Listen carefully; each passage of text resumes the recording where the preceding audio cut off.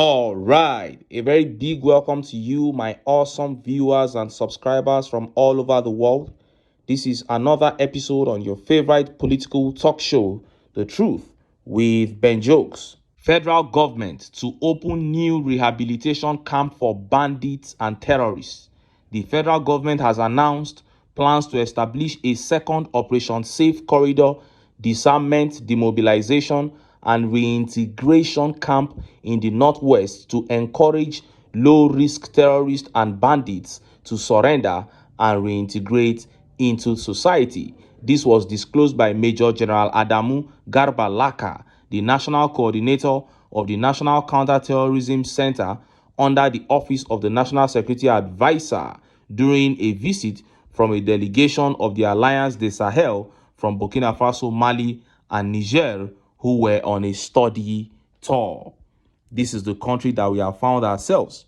A country where billions of naira, billions of taxpayers' money is spent on terrorists who kill the taxpayers, who kill them mercilessly. Federal government cares more about the terrorists who claim to have repented than the innocent citizens that they waste every day. And a few hours ago, another distasteful update began making the rounds, and it is about the despicable state of parts of the Federal Capital Territory, exposing the failure of the FCT Minister Nyesom Wike and FCT Senator Ireti Kingibe. And just as Nigerians were yet reacting to that disgraceful story from Europe and other parts of the world regarding the TINUBU regime began making the rounds, the impact of TINUBU's failure in the area of education is now felt directly in Russia, China, Hungary, Morocco, and many other countries, as our top story reveals. Before I show you details of these top stories and how Nigerians reacted, let me quickly show you this video. Thousands of Nigerian farmers have been slaughtered on their farms by Fulani herdsmen. But on this occasion, this man, Sunday Jackson, overpowered Fulani attackers and killed them. But guess what? He is in court standing trial for murder. See this video. Barrister Emmanuel and I have been working for a number of years here in Nigeria on human rights issues, and this is a sad day, Charles, for human rights in Nigeria. Sunday Jackson, and I'm not a lawyer, I'm a human rights advocate. Sunday Jackson, by anyone's estimation, is totally innocent. And the issue where this man was out farming, minding his own business, and then the attacker came and a struggle ensued. And of course, this man is going to defend himself. That's why we call it self-defense. And yet today we were at the Nigerian Supreme Court, and it was very brief. It was only about maybe 2 minutes long. And we just wept at the failure of the Nigerian Supreme Court to say that this man, and they had the opportunity to say this man was totally innocent. We haven't seen all the ins and outs of the decision, but we had the opportunity to meet this humble farmer, this young man who unfortunately his wife abandoned him, had been on death row for 10 years. So Sunday Jackson has now become an international case for human rights. Yes, and because so we're going to continue to advocate. I was going to ask you what are the international dimensions of this case? Well, the international dimensions are Open Doors, which is a human rights organization, has recounted that there have been thousands of killings of Christians by Fulanis. And so as a human rights advocate and as a pastor, I'm here to advocate for this man who is totally innocent. So it has international implications. The eyes of human rights advocates are now on Nigeria. Like, how could this happen? How could this possibly happen? By anyone's estimation, as Barrister said earlier, manslaughter at least, because murder one that he's being convicted of and may face hanging if we can't get clemency for him, it has to be premeditated. So what justice on the Nigerian Supreme Court, that didn't pop up and say to him or her, this is a case of self-defense and this man is totally innocent. So we encourage people to continue to pray for Sunday Jackson and his innocence. What a shame. What was Mr. Jackson supposed to do? allow himself to be butchered by the Fulani headsmen? Is it not very clear now that the APC government and all the organs of government that they have captured are backing the Fulanis to continue their onslaught on other ethnic groups in this country? Is it not very crystal clear now? The issue of human rights violations in this country has never been this bad. That is why I maintain that if the APC continues beyond 2027, I seriously doubt if we will still have a country. Now, let us look at the top stories. First are those updates showing the despicable state of the FCT, and next is the story highlighting the global impact of TINUBU's failure. Can you believe that after entering a bilateral agreement with many countries in Europe and all over the world to send Nigerian scholars there to school, the federal government of Nigeria has now all but abandoned these scholars all around the world, to the point that some of them have even turned to stealing, to shoplifting to survive. Let's start by taking that update from the FCT. First of all, watch this video and see how some people get water to use in the FCT. See the video.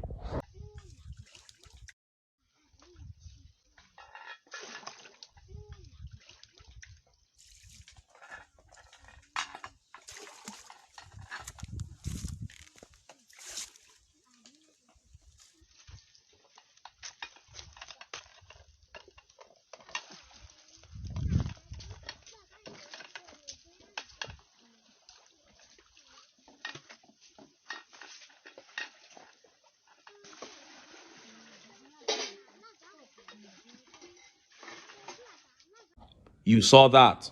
Who would believe that this kind of place can exist in Abuja, the Federal Capital Territory? In a place where the FCT minister spent how many billions building mansions for judges? This is the same city where the Senator Ireti Kingibe does not know her job. She doesn't know what she has been elected to do. All she could do was to run to Arise TV and go and cast aspersions on Senator Natasha Akpoti. Signed the suspension notice that was handed to her. That is what Ireti Kingibe is doing up and down. Meanwhile, within the FCT, this kind of thing is happening. And look at how Nigerians reacted. Let's take some of the tweet reactions. This tweet here by Moses says, "This is a disaster. Shame on Wike and all senators and executives." That is it. You come on TV and you try to put up a persona that you are working because you patched some roads. But look at people lacking basic amenities of life, scattered everywhere within the FCT. These ones we are seeing here are just a tip of the iceberg. And Abisolade here says, "Mr. Wike, Senator Ireti, and the two reps should look into it. Especially Ireti and the two reps should show us their constituency projects thus far." Those ones have not done anything. They just rode on the back of Peter Obi's popularity. And this tweet here says, "Ireti Kingibe, this is where your job is. With this notice, I guess you know why you are in the Senate now. You are welcome. Not to be running your mouth criticizing Natasha." And she to here says, "Ireti Kingibe no go see this one. Now to the signed suspension letter against Natasha Akpoti be her legislative priority." What a shame. Ireti Kingibe, as I said the other day, politically is doomed, because obedience have completely withdrawn from her after that disgraceful interview she gave criticizing Natasha. And then these updates followed, also coming out of the Federal Capital Territory. Check it out. Over 200 pupils in Abuja LEA school forced to sit under trees as facility lies in ruins, Sahara reporters. More than 200 pupils at the LEA Nomadic Primary School, Roga Issa, Pycon Kore Grazing Reserve in Gwagwalada Area Council of Abuja are being forced to endure dire conditions as they learn sitting on the bare floor. The heartbreaking learning condition of the students highlights the alarming state of education in Nigeria, especially under the basic education system in the country. With no proper classrooms, desks, or chairs, the children sit on the bare ground under a tree, struggling to receive an education in an environment far from conducive for learning. Heartbreaking images from the school reveal eager children determined to learn despite the harsh realities they face. The terrible condition of the school was revealed by Monit NG, a civic technology platform that provides citizens with information to track progress of public projects, access public data, and engage in civic advocacy. It stated that the situation calls for urgent intervention from the government, education stakeholders, and concerned individuals to provide these pupils with the necessary infrastructure and learning materials. It noted that without immediate action, the future of these children remains at risk. Right there in the FCT. And this one, like I said, is just a tip of the iceberg. If you go around the city, you will see there's many things that will shock you. You will wonder, right in the FCT, this is happening, but they come outside and they show you that they joined one road, they linked one road to another. They did this and did that right in the city center. That is where you are saying you want to walk. Go into the interiors and see what Nigerians are facing. And once again, people came for Ireti Kingibe. Oluwafemi here says, Ireti Kingibe, your job is not to sign suspension list. This is what you're supposed to be fighting for, people of Abuja, or you have been silenced by the FCT minister. Wake up from your sleep. Well, with her contribution during this Natasha Akpoti saga, she has not shown herself to be different from the FCT minister. And Tony Adeyemi here says, this is Abuja, the FCT of the country. My sister, it shocked me too. And just as Nigerians were yet reacting to that story highlighting the impact of the failure of this regime on our scholars in Russia, China, Hungary, and other parts of the world began making the rounds. Look at how the papers reported it. Nigerian scholars in Russia, China, others face hardship as TINUBU government delays funds for scholarships. Sahara reporters. Nigerian students studying abroad under the bilateral education agreement scholarship are facing severe hardship due to prolonged delays and drastic reductions in their stipends. Speaking to Sahara reporters, the scholars expressed their frustrations over the situation, highlighting the hunger and neglect they have suffered. We scholars on the BEA scheme are seriously suffering. In fact, some Nigerian students have been caught shoplifting, while one student was rushed to hospital in December due to depression and other health issues after struggling to afford basic necessities, a scholar told reporters. The situation in Hungary has been particularly challenging due to strict immigration laws that make it difficult for students to engage in side jobs. Unfortunately for us in Hungary, immigration laws are very strict and they make it difficult for students to take on side hustles. On top of that, our academic workload is overwhelming, another affected student said. Furthermore, students also reported that since January 2025, they have not received any stipend payments. Those who have been in the program since 2023 say they have also experienced months of unpaid or underpaid stipends, leaving them uncertain about their financial future. This was stated in a press statement issued on March 7, signed by the UNBEAS leadership and obtained by Sahara reporters. For years, scholars have endured inconsistent payments, but the situation took a critical turn in 2023 when stipend disbursements became increasingly irregular, UNBEA stated in the statement. It was further stated that payments were made from January to August 2023, but due to exchange rate fluctuations, there was a significant shortfall. By September, payments stopped entirely, leaving students stranded without financial support. After over a year of financial distress, students finally received a stipend in September 2024. However, rather than clearing outstanding arrears, the government slashed the stipend by 56%, reducing it from $500 to just $220. Many scholars were only informed of this adjustment at the time of payment. The justification given was that top civil servants in Nigeria do not earn as much under the current exchange rate, a comparison that ignores the fact that students live in foreign countries with rising living costs, the union stated. Similar hardships are being reported in Russia, Algeria, China, Venezuela, and Hungary, where students rely entirely on stipends for basic needs. So you want to put Nigerian scholars, Nigerian students who are in Russia, schooling in China, Hungary, you want to put them on the minimum wage of Nigeria. You want to equate what you are giving them to Naira when you know that Naira is a very useless currency.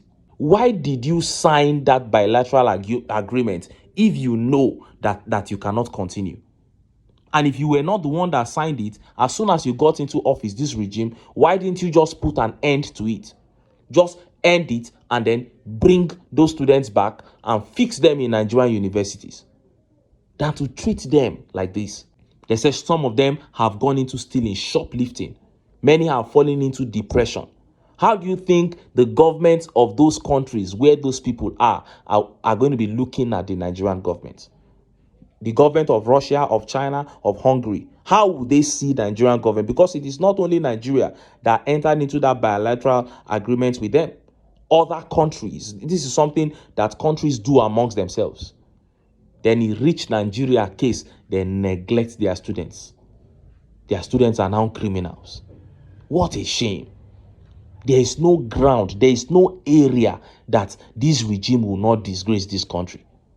When it comes to representing Nigeria in seminars, climate change and everything, TINUBU will go there. His speech will be the worst. His performance will be the worst. Now, the scholars that you sent there in an agreement for them to school there, you have neglected them, maltreating them. What a shame.